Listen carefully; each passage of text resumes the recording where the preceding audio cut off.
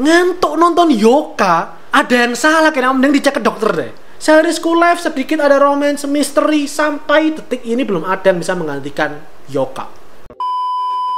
この番組はご覧のスポンサーの提供でお送りします。 Oh, karena saya Minasan, sedang Minasan Speak. Jadi izinkan aku membuka nostalgia kali ini dengan sedikit curhat ya. Aku tuh merasa sedang throwback sebenarnya di awal minggu ini sih ya. Aku merasa kayak throwback kembali ke tahun 2014. Karena saat itu aku tuh maraton 2 anime di saat bersamaan. Satu Excel World, satunya Yoka. Dan dua-duanya di awal minggu ini itu tayang berbarengan di Muse Indonesia. Nah, karena Excel World-nya pernah aku bahas, berarti sekarang saatnya Yoka. Percaya nggak percaya, tapi semenjak aku menikmati Yoka di tahun 2014, sampai detik ini belum ada seri misteri lain yang bisa menggantikan Yoka di hatiku. Kalau kalian tanya, top 10 anime favoritku apa? Salah satunya akan aku jawab Yoka. Aku nggak ngerti di urutan keberapa itu, bukan top 5 tentunya, tapi kalau top 10, salah satunya akan ada Yoka. Jadi mari langsung kita bernostalgia sama-sama, kita ingat kembali apa yang bikin kita jatuh cinta dengan Yoka ini. Silahkan di like, share, subscribe. Kalau ingin bahasan kali ini, jangan lupa follow Instagram Minasan Speak. Mari kita mulai.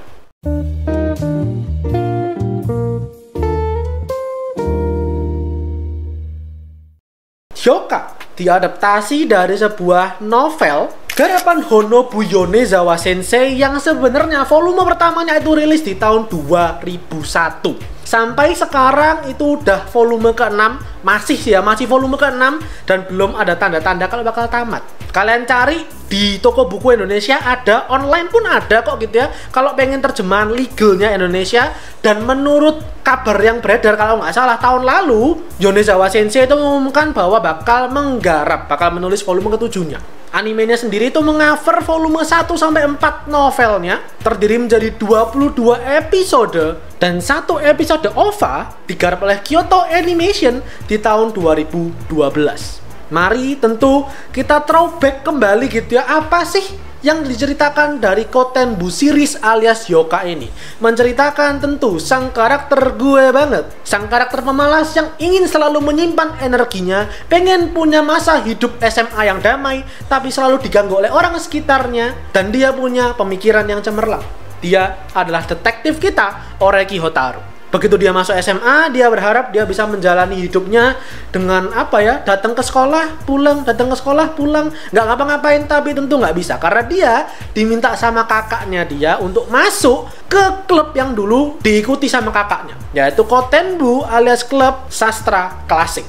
Mau nggak mau akhirnya ya udah gitu lah ya, Hotaru meladeni permintaan kakaknya.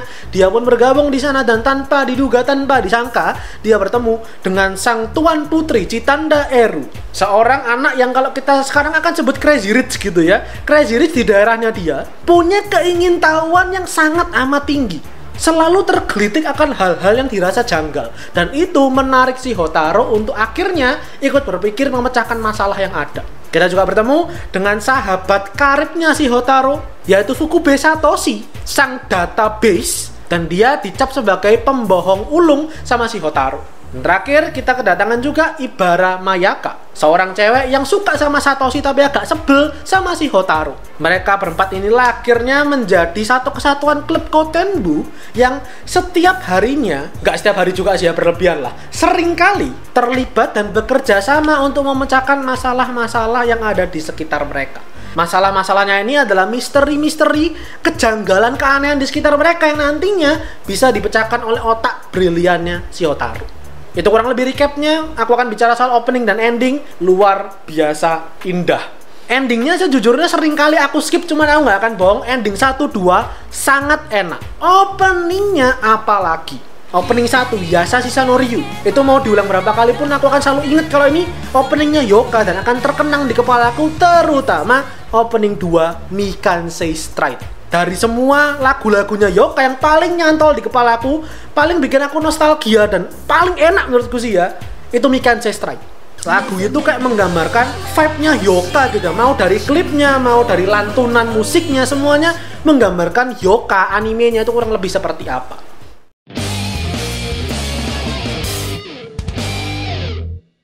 Nah terakhir tentu kita akan bernostalgia gitu ya. Kita akan ingat dulu apa sih yang begitu kita nonton animenya, itu langsung bikin kita bilang, anjir, ini anime keren banget. Ini aku harus komplain dulu ya. Aku nonton Yoka di tahun 2014, berarti sekarang sudah 8 tahun. Selama 8 tahun ini gitu aku bernafas dari terakhir kali aku nonton Yoka. Gak pernah sekalipun aku pernah lihat atau baca atau denger komentar ada orang yang ngantuk waktu nonton Yoka. Sampai akhirnya itu anime tayang di Muse. Really?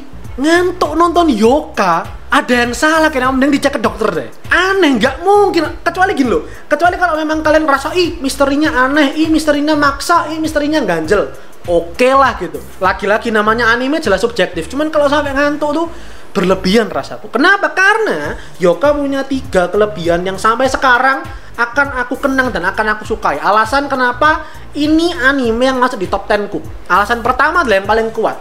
Misterinya itu berbeda. Misterinya tidak seperti seri-seri kayak ini. Mungkin aku agak bias gitu kali ya, mungkin agak salah juga karena jujur aku nggak nonton Conan.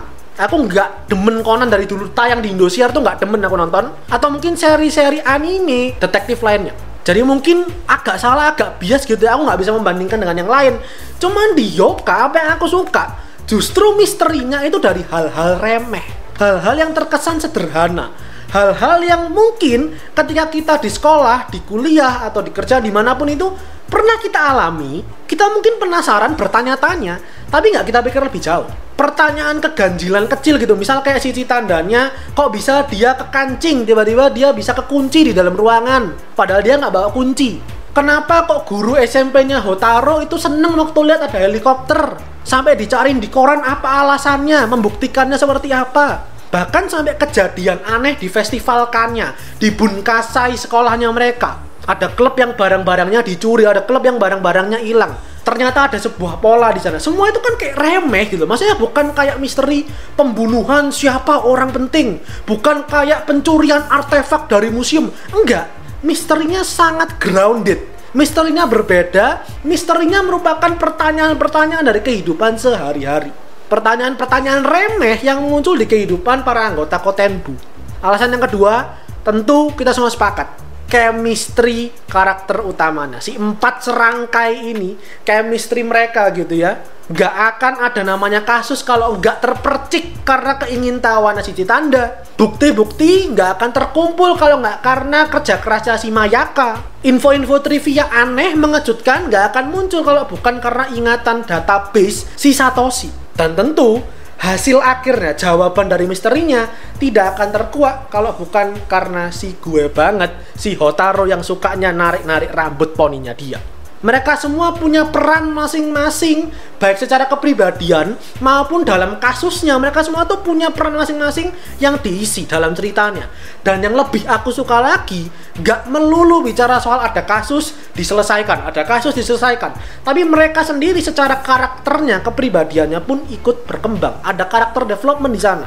Padahal ini anime cuma 2 core, 22 episode doang. Tapi pelan-pelan gitu ya, di setiap arc-nya, di setiap episodenya, karakter-karakternya, terutama 4 serangkai ini tuh terus berkembang.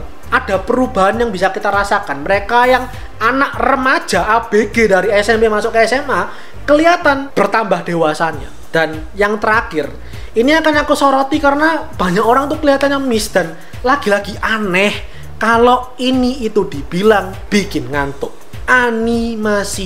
Animasinya tidak segila ufotable kayak MAPPA, sengekas kayak Ghibli, enggak, bukan itu. Ini garapannya Kyoto Animation. Jangan pernah remehkan garapan Kyoto Animation kalau sudah bicara soal school life dan Bunkasai. Itu mereka udah paling jago.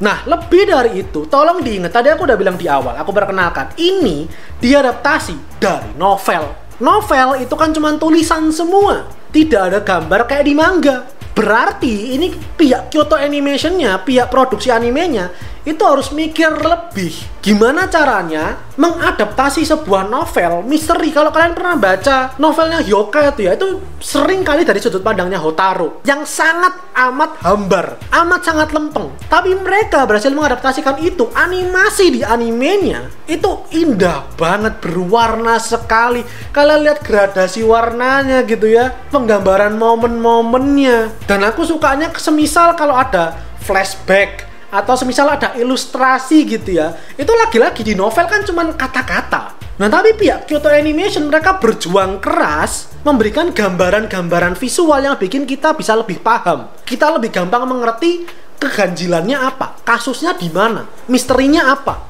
Kyoto Animation sampai sekarang sudah berhasil memproduksi begitu banyak seri-seri luar biasa kualitasnya secara cerita, secara gambar, dan menurutku salah satu yang yang kayak orang-orang tuh sering kali nggak lihat, nggak mention, itu Hyoka. Itu kurang lebih lah ya, 3 pesona Hyoka yang sudah 10 tahun itu nggak pernah bisa lekang oleh waktu, nggak bisa digantikan sampai sekarang menurutku. Belum ada satupun seri school life sedikit ada romance-nya, tipis-tipis romance-nya gitu ya, terhalang genre, dan tentu genre-nya misteri. Seri school life sedikit ada romance, misteri, sampai detik ini belum ada yang bisa menggantikan Hyoka. Dan karena setelah 8 tahun menanti 10 tahun animenya tayang tidak ada kepastian sequel, kan Watashi kini narimas gitu ya, penasaran kelanjutannya gimana. Aku putuskan aku bakal beli novelnya yang volume 5 dan 6. Dan aku sarankan buat kalian yang belum baca novelnya, ayo juga dibeli, dibaca novel. Itu aja untuk kali ini. Silahkan like videonya kalau ingin bahasan kali ini. Jangan berkomentar, share dan kalian. Dan terakhir, jangan lupa follow Instagram Soundspeak dan subscribe buat kalian menikmati di konten anime dan manga dari channel Soundspeak. Karena itu dan manga, video yang aku suka, dan yang kalian suka. So, I'll see you guys in the next video. Itadashai minasan.